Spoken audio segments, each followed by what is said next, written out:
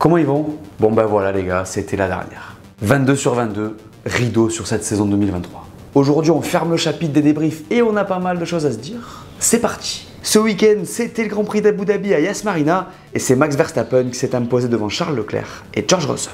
Allez, on en parle. Alors vous l'aurez compris si vous me suivez sur Instagram, mais perso, j'ai été dans le paddock ce week-end. J'ai voulu refermer la page 2023 en beauté et honnêtement, c'était incroyable. J'ai pas vu toutes les sessions, mais je ferai le max pour vous débriefer ça au mieux. Les gars, pendant l'hiver, je vais vous proposer des formats aux petits oignons. Va y avoir de l'historique, du sensationnel. On va se régaler.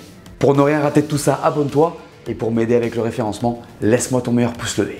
En parlant de trucs cool, d'ailleurs, le concours Slick est toujours en cours.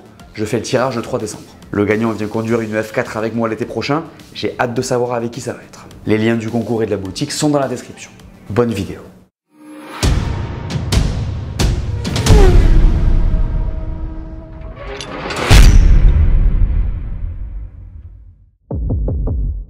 Ma note pour ce Grand Prix d'Abu Dhabi, c'est 3 sur 5. Alors vu mon week-end, j'ai envie de mettre 5, mais promis, je me focus sur le sportif. Et ben en vrai les gars, c'était pas un mauvais Grand Prix d'Abu Dhabi. On a vu une qualif intéressante, une course plutôt intense. J'ai passé un bon moment devant. Dites-moi si vous aussi en commentaire. Les deux zones DRS successives ont servi le spectacle. On a eu des batailles à tous les niveaux. J'enlève Max bien évidemment. Des interrogations au niveau stratégique. Bref, pour finir, c'était pas mal.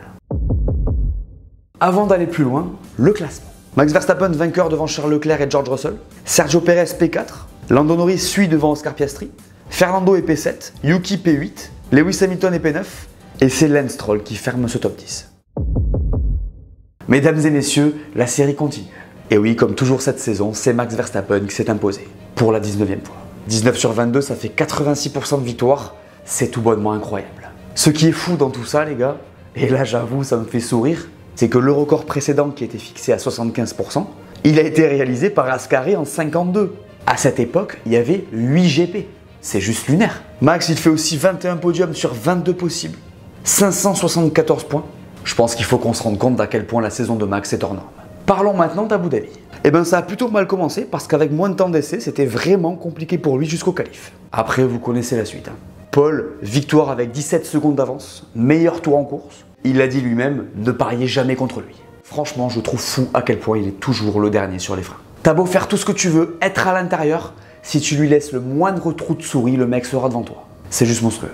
Il est le premier pilote à mener plus de 1000 tours dans une saison. C'est sa 54e victoire en carrière, ce qui fait de lui le 3e pilote le plus prolifique de l'histoire. Bref, Max Verstappen a parfaitement terminé sa saison. Parlons maintenant de Checo qui n'a pas eu un week-end évident. J'ai envie de vous dire comme la plupart du temps cette saison. Alors rien de nouveau concernant sa qualif. P9, son emplacement de départ favori en 2023. Et donc une course de remontée. Vous aurez sûrement remarqué que sa voiture le lui permet. Bon bah Checo a une petite fissure près, il était sur le podium, puisque c'est cette pénalité de 5 secondes qui le met P4. Alors fissure, façon de parler les gars, hein, c'est la course. Mais bon, il pousse Norris en dehors de la piste, et c'est un peu dommage pour lui de finir comme ça. Au final, son dernier Grand Prix de l'année est à l'image de sa saison. Pas terrible. Comme pour Vegas la semaine dernière, Charles Leclerc est dans les tops de ce Grand Prix. J'ai envie de vous dire évidemment. Vous sentez pas un petit truc avec lui et la Scuderia sur cette fin de saison? Dans la preview, je vous parlais de dynamique. Là, je crois qu'on est en plein dedans. Comme d'hab, le samedi, ça marche super bien. Il est très proche de Max. Et le dimanche, on optimise. J'ai vraiment kiffé voir Charles tout tenter pour aller chercher la P2 au championnat. Attends, l'idée de laisser passer Checo pour mettre Russell à 5 secondes, là, à 300 à l'heure sur un circuit, c'est du génie. En vrai, dommage qu'il n'ait pas plus poussé le vice. Il n'est pas passé loin de réussir son coup. On parle du championnat en fin de vidéo. En vrai, il aurait pu être plus agressif pour arriver à ses fins, mais c'est une manœuvre assez risquée. Je comprends qu'on ne soit pas allé aussi loin avec lui sur ce coup. On aurait joué un titre mondial, là ça aurait été différent. Donc pour Charles, c'est très positif. Sur les 4 dernières courses, il fait 3 podiums, sachant qu'il ne prend pas le départ au Brésil en partant P2. La tendance est vraiment très bonne. D'ailleurs, à la fin de la course chez Ferrari, on était content malgré cette place au championnat. Écoutez Fred Vasseur. Je préfère finir P3 sur une note positive que P2 en étant nulle part. Celle-là, elle est pour Merco et elle fait mal. Après, impossible de ne pas lui donner raison. Il y a un nouveau souffle depuis plusieurs courses, surtout du côté de Charles, donc c'est très cool. Côté Carlos, par contre, c'est l'inverse. En fait, on a l'impression que c'est la Pack d'égout de Vegas qui a arrêté sa saison. Il y a eu un changement de châssis, puis plus rien. La qualif n'a pas marché, Ferrari s'est trompé en le faisant partir en dur puisqu'il a quand même dû faire 2 arrêts. C'était vraiment pas son week-end. Et c'est vraiment dommage parce qu'il aurait pu amener des points précieux pour aller chercher cette P2 tant convoitée. Malgré ça, il n'a clairement pas à rougir de sa saison, ce qui aurait été le comble pour un pilote Ferrari. Tout donc, ok, je sors. Mercedes peut remercier George Russell. Parce qu'à Abu Dhabi, c'est lui qui a porté son équipe, c'est le moins qu'on puisse dire. George, il a été chercher ce podium avec les dents pour garantir à son équipe de finir devant Ferrari.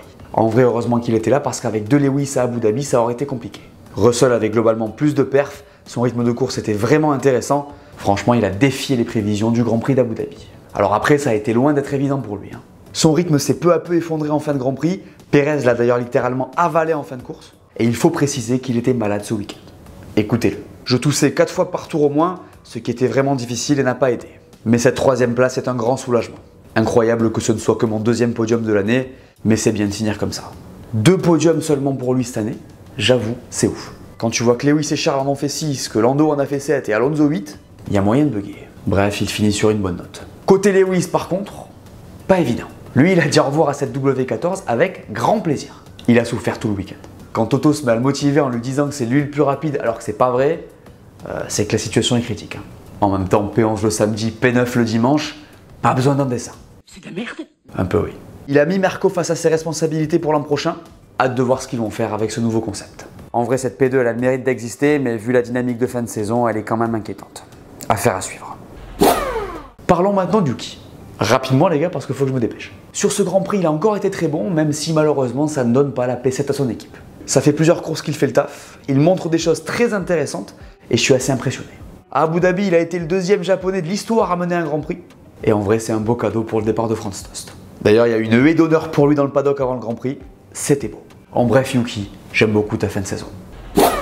Mesdames et messieurs, nous avons un champion français. Et oui, vous le savez sûrement, mais c'est Théo Pourchaire qui a remporté le championnat de F2. Ça fait plaisir. Alors ça n'a pas été une saison évidente pour lui. La concurrence était forte avec un Vesti qui a tout fait pour aller chercher la couronne. Disons qu'il s'est investi dans sa mission. Ok, je ressors. Donc ça n'a pas été de tout repos. Lors de la course longue, Théo a vaillamment résisté à la remontée de son rival avec des pneus moins frais et surtout moins tendres, et a donc enfin été sacré champion de F2. Avec ce titre, il inscrit son nom aux côtés de ceux de mecs qui sont bien ancrés en F1. Pour ne citer que, je vais vous parler de Leclerc, Gasly, Russell, Piastri ou Lewis Hamilton. C'est pas mal. Pour Théo, ça a été une saison de gestion où il n'a gagné qu'une seule fois. On lui a souvent reproché de manquer de panache, de faire des petites erreurs. Mais en vrai, il a fait une saison de professeur et c'est ce que son équipe attendait de lui.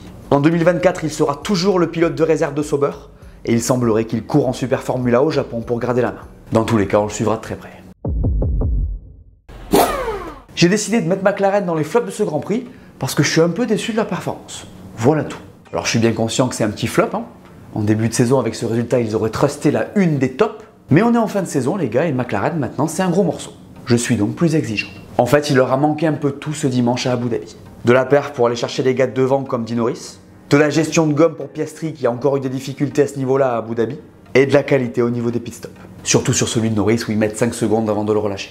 On peut donc le dire, ça fait beaucoup, trop même. En ce qui concerne Piastri, c'est dommage de le voir perdre une place face à Russell, et en ce qui concerne Norris, c'est la même chose face à Perez. Après, pour leur défense, il y a eu peu de roulage en essai, les longs relais étaient une inconnue pour eux, Piastri n'avait jamais couru sur ce circuit dans une F1. On peut trouver des raisons et des excuses. Maintenant, je le répète, c'est un petit flop, leur saison est incroyable si on regarde la trajectoire, et je ne peux que saluer le travail de l'équipe. En vrai, même sur ce Grand Prix, ça reste P5, P6. C'est positif. Je pense qu'ils peuvent être contents qu'on ait ce niveau d'exigence avec eux en cette fin de saison. Ça pourrait être de bon augure pour l'an prochain. Alpine est dans les flops de ce Grand Prix, évidemment. Avec un premier 0 pointé depuis l'Italie, j'étais obligé. Rien n'a été dans le sens de l'équipe française sur la piste, la perf n'était pas là, il y a eu un peu de rififi dans les radios, c'était compliqué. Si on ajoute à ça un diffuseur abîmé par un contact avec Hamilton pour Gasly, ça fait un dimanche à oublier. On l'écoute d'ailleurs. Ça a été un peu une boucherie. Je me fais taper par Perez au virage 6 au premier tour. Après on était pas mal sur le premier relais, on était derrière Alonso, devant Hamilton, mais Hamilton me rentre dedans et m'arrache le diffuseur. Après ça, c'était très compliqué de piloter. On perdait entre 4 et 5 dixièmes par tour, donc c'était très difficile. Il y a aussi eu un peu de tension du côté de Pierre pendant la course. On écoute sa réaction encore une fois. Il faut qu'on discute avec l'équipe. J'étais devant Lewis et Esteban à ce moment-là et on me fait l'undercut. On va devoir en discuter car je perds 5 ou 6 secondes et ce n'est pas forcément ce qu'on avait prévu. Ça n'aurait pas changé la course car les dégâts étaient faits. Mais sans les dégâts, on aurait eu la possibilité d'aller chercher un point et ça aurait été bien de terminer la saison de cette manière. Alors autant je le comprends parce qu'il est devant et que normalement c'est lui qui doit avoir la priorité, autant il y a peut-être quelque chose à voir avec son déficit de perf suite à l'accrochage. Malheureusement, ça ne changera pas grand-chose. Dans tous les cas, je croise les doigts pour qu'ils aient réussi leur voiture 2024. La semaine dernière, je vous avais demandé si pour vous le Grand Prix de Las Vegas avait été too much et vous avez répondu. Toi le breton, tu nous dis. Je pense que le terme too much est parfaitement adapté à ce week-end. Sans parler des jours d'essai et de qualif, la communication légèrement excessive, je pense que nous pouvons remercier les pilotes de nous avoir fait un véritable show le dimanche. Maintenant, il faut attendre de voir ce que ça va donner dans les années qui suivent pour savoir si le spectacle est au rendez-vous à chaque fois ou si c'était juste un coup de chance pour Las Vegas. Merci pour tous ces débriefs de week-end durant cette année pas franchement transcendante et hâte de voir les débriefs de l'an prochain. Nous sommes d'accord. Merci aussi pour tes encouragements. J'ai hâte à l'an prochain moi aussi. Il en pense quoi, Tromsy? Comme la majorité des fans, j'étais sceptique sur ce Grand Prix et finalement, au-delà du spectacle en piste, on a eu le droit à un cadre incroyable avec les buildings derrière la piste et tout. C'était aussi un plaisir pour les yeux. C'est toujours cool d'avoir plusieurs avis.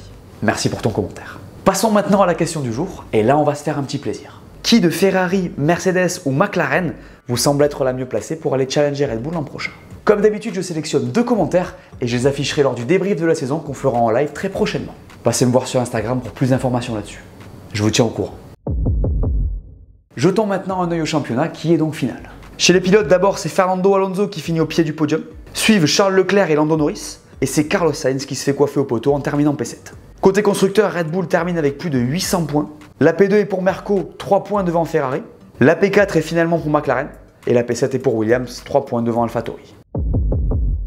La suite les gars, c'est dans 3 mois pour le début de la saison 2024. Entre temps, il va y avoir une pause bien méritée, les présentations des voitures, les essais de pré-saison et des petites vacances pour tout le monde.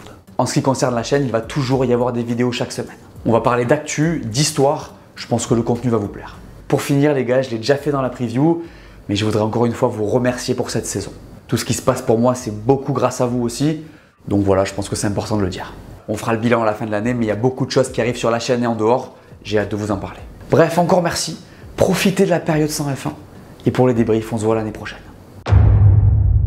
Voilà, merci à tous de m'avoir écouté, j'espère que cette vidéo vous a plu, laissez-moi un pouce bleu, dites-moi en commentaire ce que vous avez pensé de ce Grand Prix. N'oubliez pas la question du jour et d'aller voir mes dernières vidéos que vous n'auriez pas vues, dites-moi tout et on s'abonne. Allez, ciao!